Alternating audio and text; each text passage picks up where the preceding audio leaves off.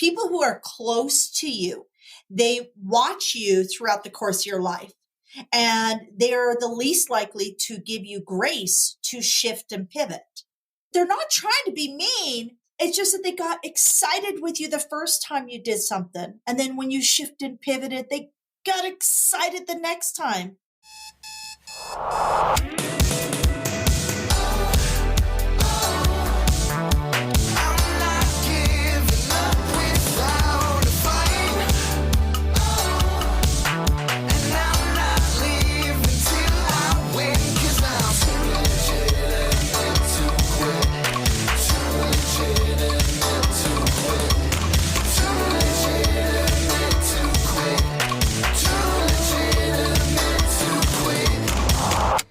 Welcome to Too Legitimate to Quit, instantly actionable small business strategies with a pop culture spin. I am your host, Annie P. Ruggles, and my guest today is the wild and wonderful Kim Hayden. From her humble trailer park beginnings in Kansas to the successful business leader and TV host in Calgary, Kim has laid out her own brick road with humor, confidence, and creativity. Along the way, she picked up her own scarecrow, lion, and tin man, namely her husband and business partner, Doug Hayden. Together, they've received numerous awards for their real estate business and charitable work, including the MLS $1 Million Club Award, the Diamond Jubilee Award, and the Alberta Centennial Award, to name a few. Renowned for her baking, Kim is just as comfortable whipping up a pound cake as she is closing a business deal. As the producer and host of Kim's Kitchen, Homes and Lifestyles Canada, Kim's Talks, and the Resilient series, Kim has had the pleasure of interviewing some of the most dynamic and involved people, including political leaders, heads of industry, Hollywood celebrities, and the everyday mom. Kim believes that every woman willing to take up her space and lead her industry or community deserves to be heard. This is Kim's passion now, bringing her entrepreneurship and production skills to help women with their multimedia content that showcases their credibility and talent. Kim loves loud femme alternative music played at the loudest possible levels while navigating the yellow brick road of her life, rocking her ruby red slippers, which are tattooed on her foot. Kim Hayden, we have been having such a good time in our pre-chat. I feel like we weren't even going to record an episode for a minute, but it's happening, y'all. I finally get to ask Kim this question, which is, what do small business owners need to focus on this week? They should be definitely looking at their content creation and, getting those assets out there and making sure that they're performing well. Video. I'm sorry, did you say video? Yes, I said video. So in today's world, we have to trust what we find on the internet. Mm-hmm. And when somebody says, I'm a pro or I'm an expert, you better have stuff on the internet to back you up. Yeah. Are you a published author? Do you have a pro reel? Do you have your pro speaking reel? Are you being heard on amazing, great podcasts? Like where can people find you? So that is the big one is what are you putting out there? If people can't find you and they just got to take your word on stuff, I wouldn't be spending my money. But I love that. It's like legitimacy through content, right? So absolutely. I totally forgot about the name of my own podcast for a second. And I was just like, yeah, legitimize yourself. You're too legitimate to quit, y'all. But yes, like that is for many of us in helping professions, coaches, healers, teachers, trainers, other service providers, right? All of us in one way or another want to show up as experts in our space. Like you have a history of way a million careers ago of doing hair professionally. At that point, you wanted to be seen as the expert in doing a certain thing to certain hair, right? And so it's like, even if you're like, I'm a service provider, do I need to be an expert? Yes, of course you do. So what steps are you going to take to be more polished, more presented, more available, more legit, right? Absolutely. I find, okay, and I'm not picking on women, but I'm going to pick on Oh, women. pick on women. I find that a lot of women, I hear this. I have to talk to my husband. I'm not camera ready, or I don't have the money. And those are the excuses that I hear over and over and over and over. So let me ask you this. If you want somebody to spend money with you because you are quote unquote an expert, do you want them to talk to your husband or talk to you? Are you waiting until they have a good hair day before they talk to you? And are you hoping that maybe they got money so they can pay you? So the reality is, don't put objections out there that you wouldn't want brought to you. Well, especially for video. Like, I need to talk to my husband. Listen, if you think we're being mean to you, we're being mean out of love. And like, if you could see this pink-haired goddess with me right now, it's like, a Muppet and a Fraggle breaking it down. Like, we got this for you, y'all. But here's the thing, like, if you want to talk to your husband or your spouse or any advisor before you make a high-ticket leap, awesome. But if you need to talk to your husband before you go on video, we may have other issues at play here. Absolutely. Right? Like, because we're not saying show up without boundaries. We're not saying start an OnlyFans account and show the world your boobs. We're saying show your brain. Absolutely. And ideally, your partner would want you to showcase your brain. Now, it's not also about spilling all the tea about what's going on in your family. Maybe you want to talk to your husband to be like, hey, can I tell that funny story about what you did last Tuesday? But it shouldn't really be a permission issue, right?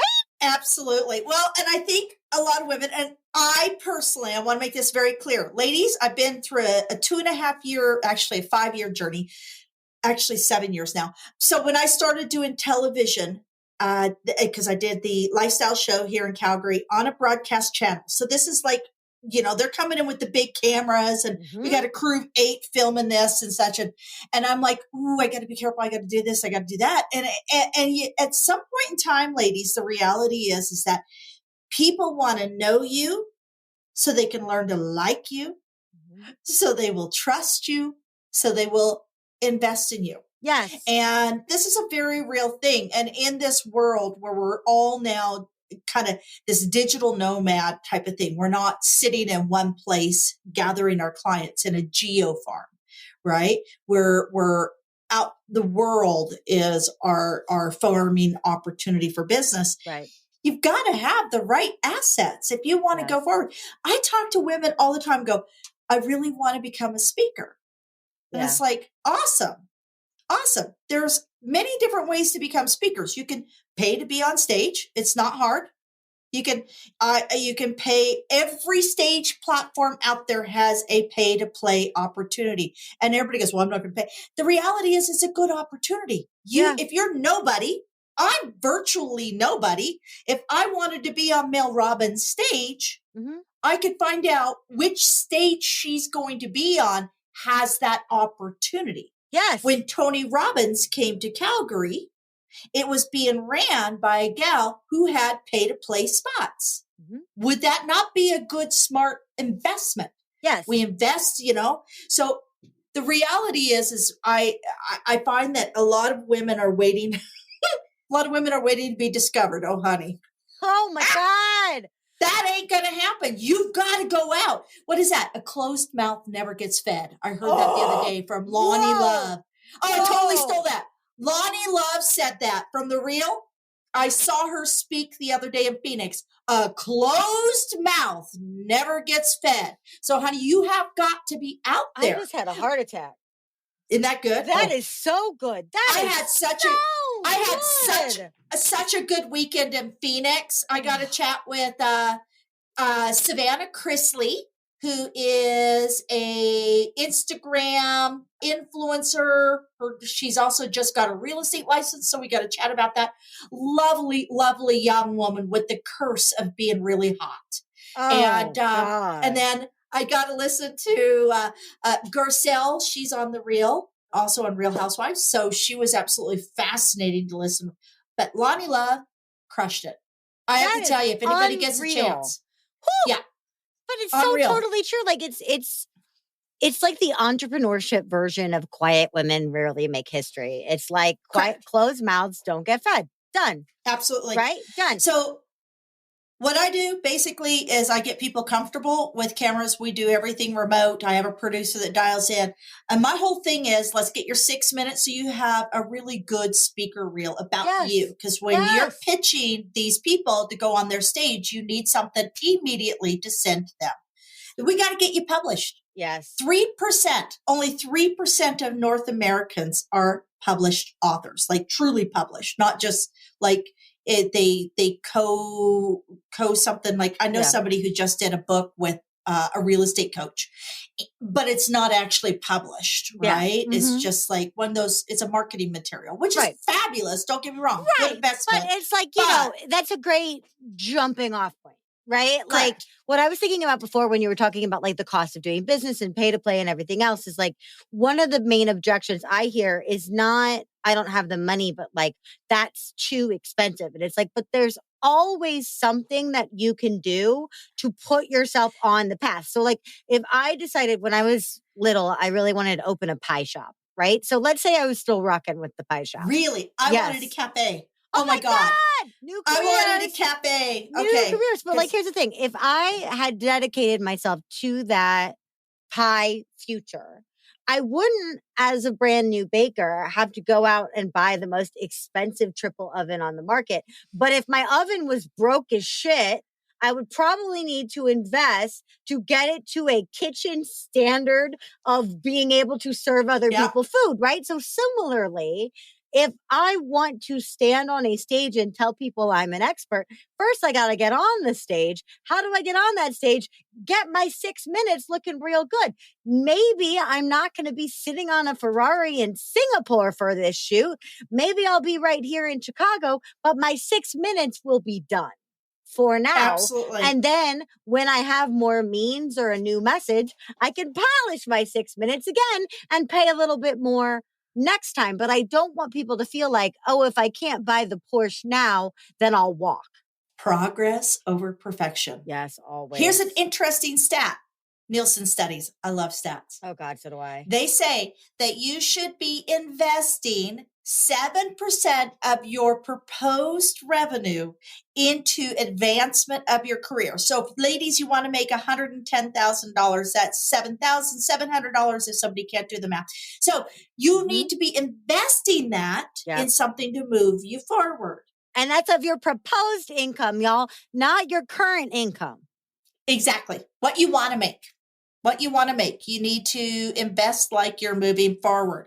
Another fun stat, like I said, 3% of people are actually recognized published authors in North America. And it's actually less than that in like the UK and Australia.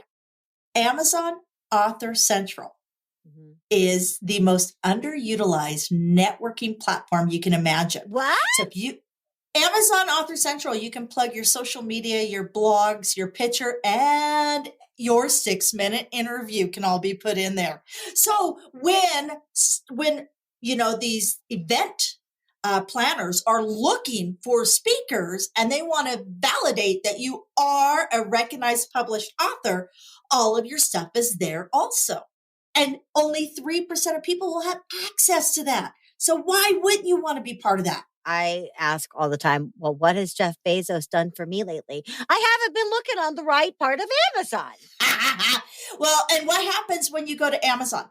And I tell people you should be in at least one collab book, if not two, every year. They're cheap and it's 3,000 words. It's super easy. Yeah. And the reason being is when somebody, so let's say Sally Mae has her own independent book and she's got her 250 friends and family have purchased that book. Then Sally Mae is in a book with you and you have your own independent book and you're 250. What happens is it's that degree of separation.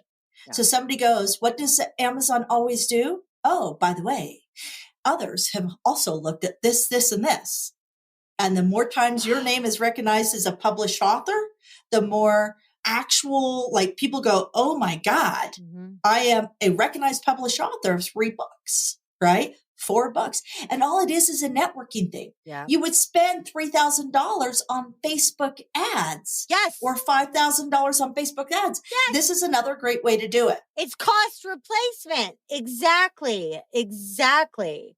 I am of the school where for a lot of time, a lot of my business growth was dependent on Facebook ads. A lot of my pipeline was coming from Facebook ads. And for myriad reasons, my ad sets are just, I can't get them to where they used to be in order for it to be where I want it to be, just logistically. But also, like, I sort of hate Facebook, even though I'm there.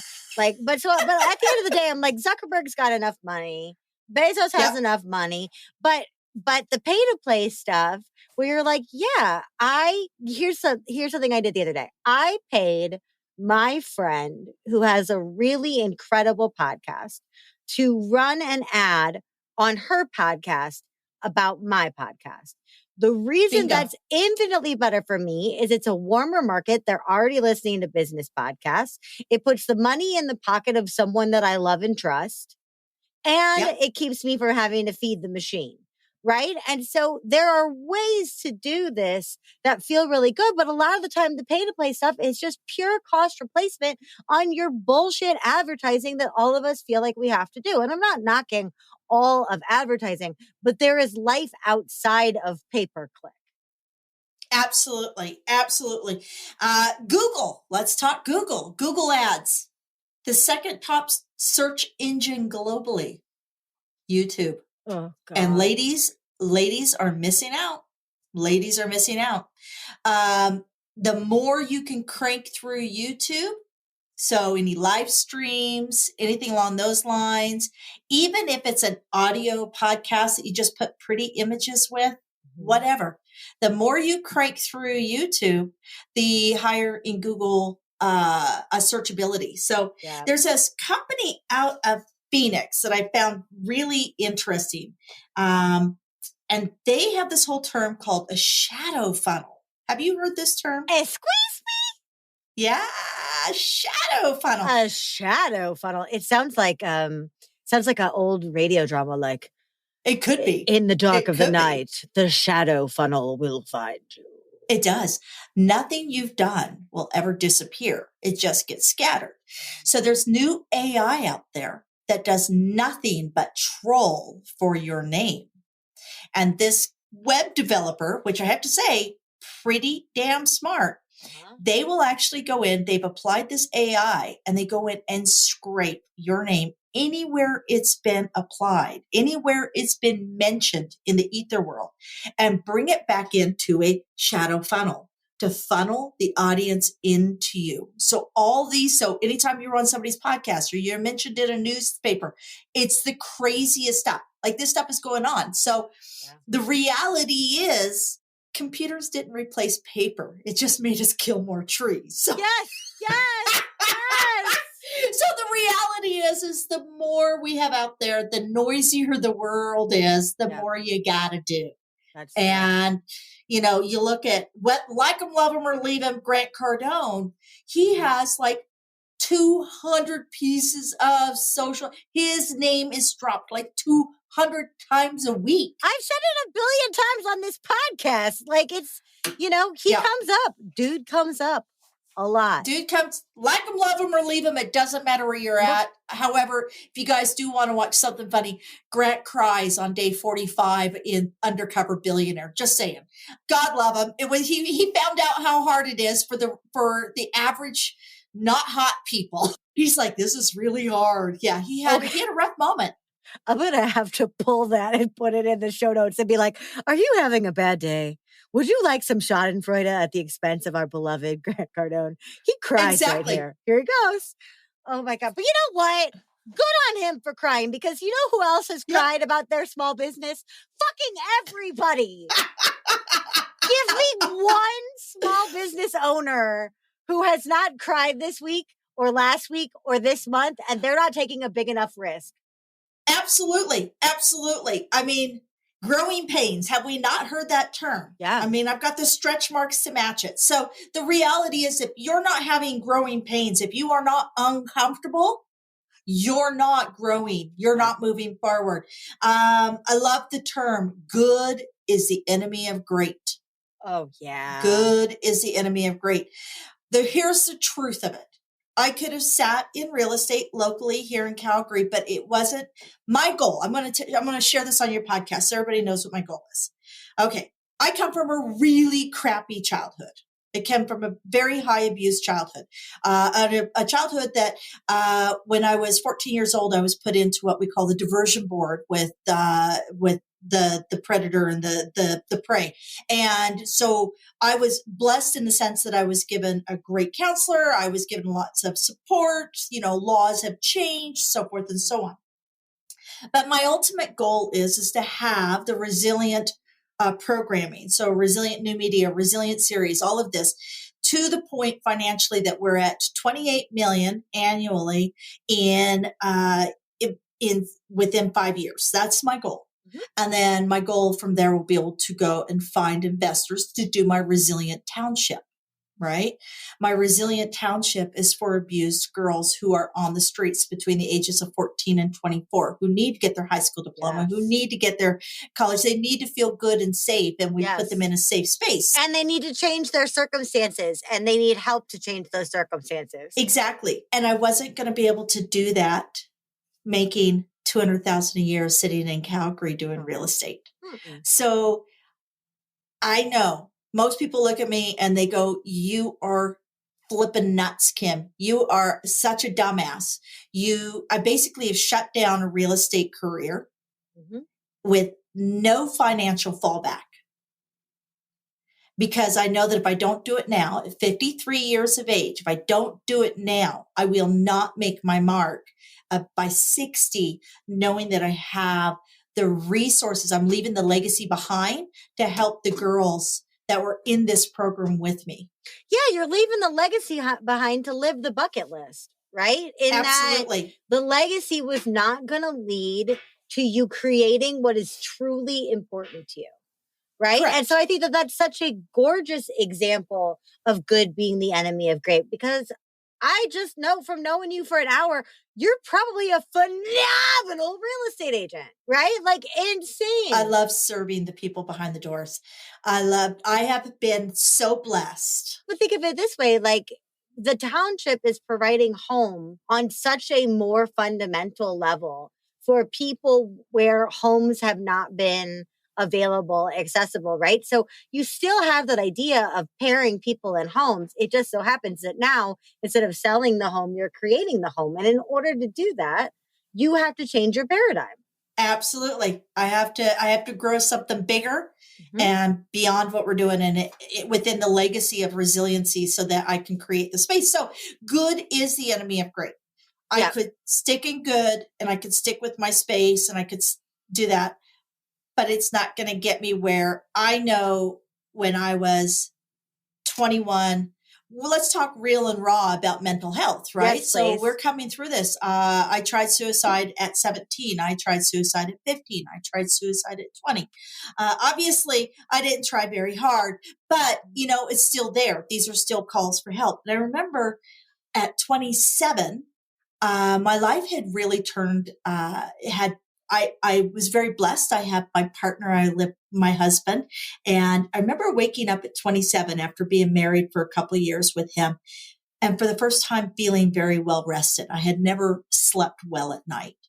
And I remember waking up going, I know why I'm here. I'm here to create a space for the girls that could not be here. Yeah. Because my roommate died at 36. She died due to multiple organ, cancers and everything. Yep. And I know people who didn't make it. And so yeah, it's crazy. So good is the enemy of great. If you're sitting there and life is good, but you have this gut feeling there's something bigger, what's the worst that's going to happen? You try, have to fall back succeed on your old legacy. Yeah. Oh, shucks. Right? You go back to real estate. That's the worst thing that could happen. And it's not even likely. Right? But that's the worst freaking thing. It's like, oh, darn. For me, it's like, oh, darn. Guess I'd have to go back into software. I don't want to, but I could. But my goal has always been keep the businesses alive. Keep the small dreams alive. The big dreams of small businesses need to flourish. We are all now, with the Great Resignation, even more than ever, all of these people are doing stuff out on their own. We got to monetize these businesses quickly. When I was doing this before as the Idea Doula, I was doing marketing and branding, and I really enjoyed it. And I was really, really good at it, but it wasn't making anybody around us money because everybody around us had sales avoidance. And so I thought, you know what? In order for me to keep these businesses alive, not make them shiny, not make them pretty, in order for me to do my mission of keeping more small businesses alive, I need to be teaching sales, right? Absolutely. In order for you to be able to create the township, you have to create the brand. It just is, right? And now we know those are both really long game dreams, but we can still show up accordingly. Like you talked about at the very beginning, get your reel done, get your 6 minutes looking sharp, get your website looking popping, right? Make sure that you're investing what you can invest into showing up how you want to show up. And it's not about dressing for success as much as it is modeling that success. Absolutely. Absolutely. Whatever your definition of success is, show up. Right? I'm in the process of writing a book called Pink Hair Don't Care. A why not me mindset to success. And it's literally just, I have your nose pierced, do your tattoos, do what you need to do to feel authentic within your body, but don't use it as an excuse not to have traditional success. A why not me mindset of success is the sexiest, most gorgeous tagline I've heard in a long time, Kim, because it is like, why not me? Damn it. Absolutely. Get exasperated about it. Like, I don't think I got angry enough in the first years of my career. And anger, we want to be careful, right? We talked about, I'm talking about purposeful anger, not stewing in toxic anger. Anger is just an emotion. But there's bite on why not me. Absolutely. And I think I stayed away from that edge because I didn't want to be hardened or something. And so I was like, well, I'm not going to think why not me. There's a million reasons why not me. And then I got pissed and I was like, whoa. Anger is, if you're sitting there right now and you're angry and frustrated, do know that anger is an emotion that you can use as fuel. And I will tell you, I used it a lot in my youth. I used anger a lot in my youth because I was told I would go nowhere. I was marginalized and minimalized. And it is okay if you need to use anger. If you need, just don't stop feeling. If the only thing you can draw on is anger, but remember, do no harm. Yes. Do no harm. Do no harm, but take no shit.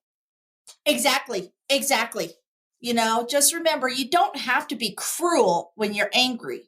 You have to be aggressive. You have to get out there and hustle. You have to say, okay, what next? That didn't work. What next? That didn't work. What next? Like, seriously, you got to have 99 failures to get to the one that will. And resilience and tenacity are fueled by determination and a willingness to get the fuck back up, right? That's what resilience is like, I can weather this, right? And the way that you earn resilience, and this is more your world than mine, but the way that I've seen it with me and the way I've seen it with my clients is by picking yourself back up. If you don't have any reason to pick yourself back up, like, but you said before, like in passing, you're like, when I did this new thing, I'm taking this leap, I want to do this 28 mil, like all this stuff. And people are like, you're crazy. You're giving up this thing. If your loved ones are telling you that your small business is crazy, I think that should piss you off and make you turn that into fuel and turn that rage into productivity. Watch me do it. Right? You think I'm crazy? Watch how crazy I get. Let's see what happens when I unleash this crazy on the world. Here we go. Absolutely. First of all, if you're depending on your friends and family to make you wealthy, or if you're relying on your friends who are not small business owners to understand what you're going through. That's one of the very first things I coach in real estate. So I do have, because I'm not going to leave any experiences behind. I've got 20 years in real estate, $580 million in real estate has gone through my hands. And so I do have kind of an entry level coaching program. Doesn't cost a lot of money, and it really focuses on the geo farm and how to do that. And the very first thing I tell people is that get past the friends and family. Oh my God. You'll go broke trying to get them to do real estate with you. So if I see you laughing. It's just so totally true. Like I always laugh about like years ago, just on a whim. I asked my favorite kid in the world, who I think was like 7 at the time. I was like, hey, what do I do for a living? And he was like, boss people around. And I was like, correct. But then based on that, I realized knows what I do, except maybe my parents. My husband has no flipping clue, and he lives in the same house as me, right? He's the most supportive little hobbit in the world. But if I'm like, what is the nature of my day like, Ryan? He would be like, you have a lot of calls, you do a lot of Zoom, you make a lot of noise, you're very loud, right? But what does that actually do? I don't know. He doesn't know. That sounds like my job description. Right? What do you do? I laugh a lot. I'm loud. I tell people what to do. But your friends and family, the challenge is that people who are close to you, they watch you throughout the course of your life. And they're the least likely to give you grace to shift and pivot. They're not trying to be mean. It's just that they got excited with you the first time you did something. And then when you shifted and pivoted, they got excited the next time. And then when you shifted and pivoted, they got excited, but weren't you excited for the last one? Oh, wait, what about and this is no fault of their own. No. But here's a reality. They now estimate that the average North American, this is going from the young ones, not old people like me, will have, I think it's something like seven different careers in their journey, right? So if your friends and family get excited on career 1, career 2, career 3, they're starting to get a little tired by 4. They're not sure what the hell you're doing on 5. 6, they're like, what? And 7, they're like, you know what? I'm done. 7, they're like, call me when you win an award. Maybe I'll show up. Exactly. So, and it's okay. Reason, a season, and a lifetime. We all move. We all have different people. The people I associate with. Season, lifetime. What? Tell me what that gorgeousness is. So, a reason that you're around somebody. So, for example, when you're a PTA, right? You're parent teacher council, right? You have this association with these people. Now, you may not have anything else in common with them except for Bobby is eating the Elmer's glue and you're on there and you're with the other Bobby moms, right? So that is a reason. Fucking Bobby. A season is the person on that parent council that you actually connected with and you go through school with them, or somebody that you do real estate with and you go through that career with them. But it's still tied back to a certain thing. And a lifetime, which we have very few with, if you have 1 or 2 people, aside from your children or your offspring or whatever, very few lifetime, because we as individuals are so multifaceted and dynamic that if we are shifting and changing, so are all those other people around us. Yeah. It's so evolution. A reason, a season, and a lifetime, understanding this and moving past guilt or whatever. I mean, I went through a scenario in the beginning of COVID where I had somebody that I thought was kind of a lifetime friend, but it was more of a seasoned friend. And no harm, no foul. Like, this is not, I still think this person is absolutely awesome. I would do anything for this person. However, our paradigms had shifted just enough that there was friction within there. And so, it's really just knowing where you're at. And at the end of the day, you have to be your own best friend because you are the one thing that will not shake. You are your lifetime friend. And I find a lot of people really struggle seeing the value within themselves, which then they struggle finding the value within their brand, which then takes me back to my business, which is, get the confidence, credibility done and have those assets. So when you don't feel strong about your brand, you can send that visual confirmation or that published confirmation or that audio confirmation of your brand recognition, of your brand confidence. I love the way that you put that, though. We were talking about legitimacy or attitude or all these things before, but I love that pairing of confidence and credibility. Confidence for you, credibility for everybody else. Get those two things, pop in, you're going to feel great. It's also confidence for the consumer. Mm-hmm. Think about it. So it's not just your confidence, I can send you this, but it's also now this piece becomes brand confidence for the consumer. Yeah. It's actually twofold. I interviewed a ton of coaches that coach women who, as you mentioned, the great resign, right? Mm-hmm. So they're estimating 30% of women over 40 will not be going back to corporate jobs. That was an estimate that was put out beginning of the year. It may have changed, but in knowing that women are now pursuing their zone of genius and who they are, the top 3 challenges were confidence, credibility, and relevancy. Oh, yeah. So those are the top 3 things. So because it's really easy to work for another company and have confidence in their brand, their mission statement, their vision statement, it's a lot harder to have confidence in something that you put together.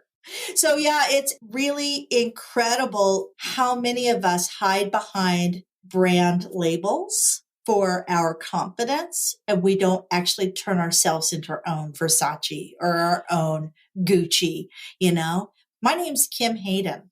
I grew up in a shit-tastic life, and I've turned it into absolute gold. And I may not be as wealthy as a Cardone, and I may not yet be as popular, famous as Mel Robbins. Mm-hmm. But one thing I can promise you is that every person's life I spend a moment in, they think I'm as popular as Mel Robbins. Hot damn, Kim Hayden. And that's what you have to know. Well, and now I'm freaking out because this is going to be the nerdiest pop culture transition ever because of something you just said that I was like, oh my God, we're going to play a game based on today's pop culture topic. And it is called The Wizard of Oz Growth Metrics. All right, ready? Dorothy Gale leaves Kansas, much like yourself. For a while, she goes back. You stay out. Maybe she leaves again. We don't know. But Dorothy Gale, her issue, pre-Kansas, confidence, credibility, or relevance?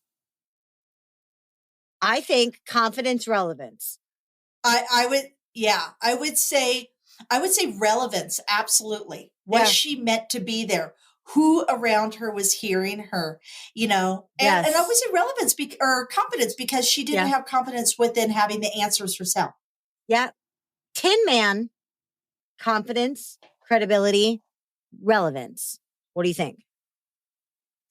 Tin Man. I would say relevancy because Tin Man didn't have a heart and he didn't know if anybody loved him. Yeah, he doesn't have that relevance. And then the byproduct is confidence, but it was more belonging than pride. Yeah, absolutely. Cowardly Lion, confidence, credibility, relevance, confidence. Straight up. He knows he's relevant. He's the king of the fucking forest. He's just not really owning that, right? Yeah.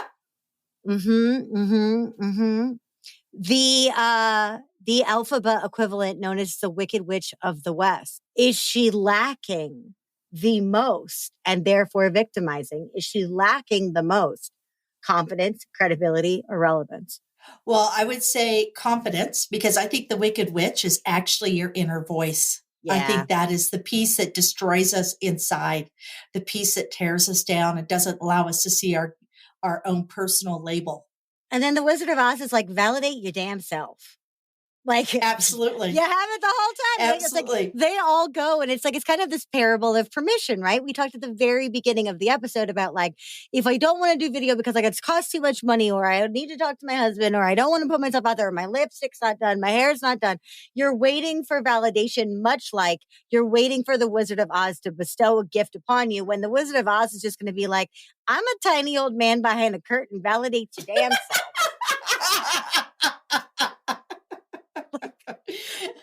Absolutely. I got here by a balloon that crashed. You want me to fix your life? Fix your own life, please. Yeah, I can't even leave. What the hell? by all means, let me fix all your problems, right? But yeah, there is also something about like the cobbler having no shoes of like the Wizard of Oz should probably focus on fixing his own life. But what did you want to bring to me about Wizard of Oz today? I just think I love the phrase Glinda the Good Witch is that you always had the answers within you. Yeah. Right. And I think it's important for women. Again, I keep pointing this to women because less than 36% of our public stages paid speaking gigs are women. Women make less money. The average is $46,000 a year as entrepreneurs. Women are getting 2.5% of traditional bank loans for small businesses, for new small businesses. And if you're a visible minority, it's less than 1%. So I guess it's that the answer is within us. I truly, truly do believe that. I do believe in putting in the extra effort. Here's an interesting trivia about the Wizard of Oz that most people don't know is the Wizard of Oz is one of the first Technicolor movies put out there, which means that they could have taken the white horses any color they want. However, they ended up coating the white horses all in Jello. So that the colors were, the horses actually were Technicolor in real life filming. And they would have to reapply that Jello after shots because the horses would lick each other. Oh my God. Yeah. So there's a bit of lime flavored horses. Yep. Jello, they had like these horses were all, they had orange ones and they had strawberry ones. I mean, they used Jello to create because it was a humane way of turning the horses the colors they needed them. Right. If they lick each other, it's not toxic. They're not going to get sick. They're going to like get a little maybe of a tummy ache of the sugar. It's fine. Sugar, horses love sugar. A sugar cube. Yeah. But the reality is they didn't even have to do that. They had the skill set through Technicolor to color those horses. Yeah. So my question is what are you doing that you could, seriously, you could actually shortcut? You're killing yourself over there. I'm just thinking about the fact that it's like, hold on, I got to dip this horse in raspberry Jello. And then another one like this, so I got to dip the horse again. And then meanwhile, somebody, like we were watching Jurassic Park the other day and Jurassic Park has one IT guy, one. And I'm like, y'all should have known from the head of like, you have one IT guy. You don't want to have a Jurassic Park size issue, hire another IT guy. Instead, I'm like picturing Judy Garland, like sitting around while they dip horses and Judy sitting there like, couldn't we just paint the horse? Couldn't we just like using Technicolor, this thing that the movie is being marketed and shot in? That's hysterical. I know, but easy as so. You learn something every day, eh? Oh my God. I got this book. It's called The Wizard of Oz Cookbook. Got this when I got married. Literally, it's from 94 or 95, something like that. And it has all these great tips. And you just look at it and go, why would they do that? Why would do that? So yeah, that's my whole thing is even if you can shortcut, should you? No. Does it leave the story behind, right? That you want to, I mean, the reality is that this is hard. Yeah. Life is hard. Get over it. Are you, I always say, everybody goes relevancy, right? Is this relevant? Should I even be teaching this or looking to do this? I mean, Forbes before 2019, before the pandemic, estimated the online teaching coaching realm to be $350 billion globally by 2025. I love your love of stats, by the way. Like, I love stats. I call stats stat porn because they get me a little hot and bothered. Like, you just drop these golden gem stats, like they're just falling out of the sky. And I just want to commend you on being like a fabulous font of interesting stat porn. You know what? I'm one of these people. I have a hot flash 3 a.m. I wake up. Now I can't go back to sleep. So, what was I dreaming? Okay, I'll look that up. That's what I do. I look up useless stats. That's your rabbit hole. You're like, what percentage of speakers are female? Let's find that out at 3 a.m. I love it. Google this. Top paid speakers USA. Oh. Yes. Only 30% are female, just so you know. But yes. So I love that. Cardone had his big event. I'm not picking on Cardone. Well, dude's big enough, wealthy enough. He doesn't care. He doesn't care. And you know what? I'm just saying my husband and my son actually went to his event just a few months ago down in Florida, because you should learn from people, even people that aren't in the same realm. You learn where you can. Y'all, Sell or Be Sold is a damn good book. I just there you go. So his conference that he had back in the end of year last year, he had 19 speakers on the stage. Go look this up. 19 speakers about sales and such. Only 3 were women. Of course. And one of them was his wife. I said, God, you couldn't find more than 3 women to speak on your stage. Seriously. Come on. Right? And if it's that hard for women, imagine how hard it is for queer people. Like, oh my God, we got to all, because we got to lift each other up, for goodness sake. So here's what we're going to do, right? You and I are going to become the opportunity good witches. And we're just going to show up and we're just going to wave our little wands and we're just going to chuck opportunity at everybody. But here's the thing. In order for the legitimacy to wear off on you, you must first validate your damn self, Dorothy Gale. Validate your damn self. And then the opportunities will come at you, right? But you said, and I love this thing you said before, we're waiting to be discovered. We need to let that lie. Kim, I got 2 more questions for you before I let you get back to your gorgeous day. Okay. The first one is, I am very short. I am 5 feet tall. And I used to be even shorter, as, people have a tendency to grow. So my whole life, I have been called a munchkin. And I thought that I would always be sort of like the munchkin coroner, like keeping it down, but not in charge. But now I think if I were going to start an entrepreneurship colony in Munchkin land, I would just be the munchkin strategist or maybe the munchkin podcaster. But if you, when getting out of Kansas, once again, were lost in Oz by balloon and you decided to stay, what neighborhood of Oz would you choose? And what role would you adopt for yourself within? Oh, that's good. I like the flying monkeys. I'm just saying. I mean, be a flying fucking monkey. You don't need my permission to choose that. Can I melt the bad witch and take over her castle? Hell yeah. I want to melt the bad witch. The flying monkeys. Think about the flying monkeys. Monkeys have opposable thumbs. They can do so many things. And then you put wings on them. If you train them to do good, think of all the things you could do good. But yeah, I'm too tall for the Munchkin land. I'm 5'8". You can visit. I could visit.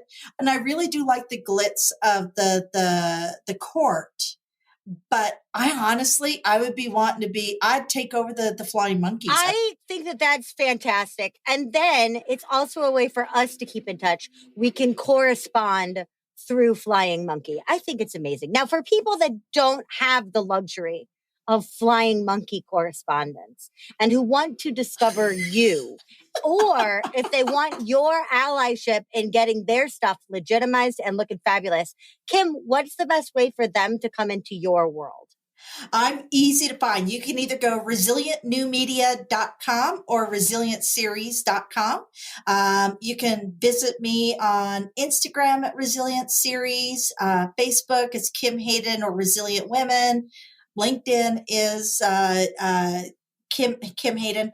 My YouTube is Kim Talks Resilience. And that's, and I have videos. I have really cool videos. I've interviewed a lot of stars, and I just kind of never asked the normal questions. I think you and I could run a red carpet that would make people. Oh my God. Let's put that dream out there. You and me, red carpet. I freaking love it. Kim, you are an utter delight. And what you said before is totally true. If you didn't tell me that you were not as famous as Mel Robbins, you would have had me fooled, because you have every inch of presence that she does. Thank you so much for being my guest today. It is my absolute honor. Everybody else, I will be back in just a second with my final thought and your homework for this week.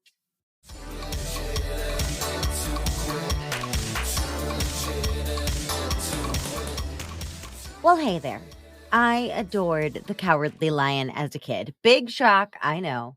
Decades before I learned the term resonate, he just did. I loved how, in his world, the root of all gorgeous, pride filled, banner waving successes was one word: courage. And that is exactly how I feel about sales. Did I lose you? Okay, hear me out. Now, courage may put the ape in apricot and the hot and tot. That is true enough. But what's going to create the life you vision board about? Sales. What's going to prove your worth and place in your market? Sales. What's going to convert all the folks who know and like and trust you into customers? Sales. If you're not willing to ask for money, which is all sales freaking is truly, all the blood, sweat, tears, logos, and fancy copy won't amount to much. Please tell me you do not need a wizard to remind you that your hard work deserves more than that. So here's the little bit of courage I ask of you today, kings and queens of the internet forest. If you are still finding excuses to work for free or basically free, if you are still convinced that gimmicks and tricks are the only way to win, and if it's non-ethical, maybe just this once, and or if you're shooting your business in its pretty little feet by avoiding sales, your homework is to jump into action this week. Your homework is to follow up with all your loose end leads. Here's my 3-step process for all the folks who are ghosting you. Email works best for this, but voicemail is also acceptable and kind of badass, if I'm being honest. Here's email number 1. Hey, you're on my mind. 'Cause they are. I haven't heard from you, which means you're still thinking things over. Here's something that I think will get you excited and get you moving on your path to whatever the result they want is. Then I want you to give them a piece of homework, much like the one I'm giving you right now. Something that will make them feel great and accomplished, checking something off a list, solving a problem. Or you could send a video or a podcast episode relevant to their interests if homework feels a little too demanding. Email number 2 comes about 3 to 5 days later. Hey, since I haven't heard from you, I'm guessing you have questions. Here's a few things my clients like to know before hiring me. Then send a handful of your most common FAQs, but again, filtered to their interests. Then say, got questions that aren't on this list? Remember, this email goes directly to me. I'm on the other side waiting to answer. Hope you're doing well. Then your name. Then finally, approximately 7 days after that, email 3, the big one, where the courage comes in. Let them go. Here's that email. Hey, name, I don't want to be a pest. Since I haven't heard from you, I'm going to assume that you are not interested or that now is not the right time. And that's okay. I'll be here if that changes. Wishing you well, your name. That lead is welcome to stay on your mailing list, but after 3 emails, it starts to feel like begging no matter how it's received. Not exactly king of the forest behavior. Now, I have seen leads come back after 3 years like no time has passed. I've seen no's turn into yeses overnight. I've seen non-buyers refer lifetime customers. All of these things can and will happen for you too. But first, you have to validate yourself. And then you have to follow up fully, but finally.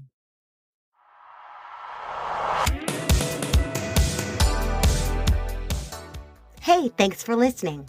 Too Legitimate to Quit is brought to you by the Non-Sleazy Sales Academy and me, your host, Annie P. Ruggles. Listen, we talk a lot about marketing on this show, and that's because I fully, earnestly believe that every dime and every moment we spend marketing is totally worth it unless we turn around and sabotage ourselves at the finish by refusing to sell and sell beautifully. Why? A lot of us have a misconception of what selling actually requires of us or who it needs us to be. Please give me the opportunity to help change your mind at www.nonsleazy.com. That's NONSLEAZY.com. Big shout out to the fabulous dudes who helped make this show what it is. My producer and editor, Andrew Sims of Hypable Impact, my composer, Riley Herbasio, and my show artist, Francois Vigneault. They're all fabulous, and I'd be glad to introduce you. Until next week, just do your best, and remember, you're too legitimate to quit.